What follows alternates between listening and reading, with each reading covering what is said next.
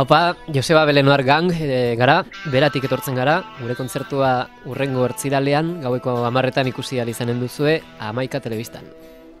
Haupa!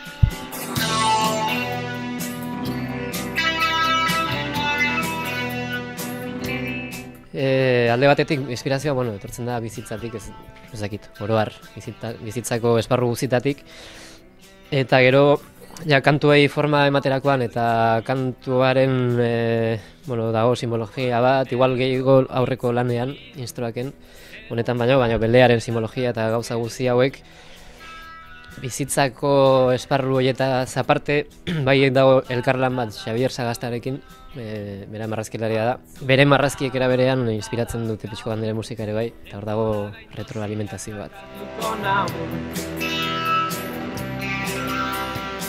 Bakarkako proiektu honen azken fasea izaten ari da Joseba Belenoar Gang, dela bostok. Eta azken hilabetetan prestatu ditugun abestietako batzuk, hori da eskeniko duguna.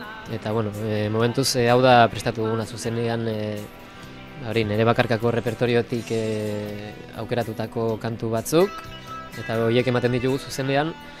Eta aurkituko dutena da, kantu horien bertze fase berri bat. Han edo hemen,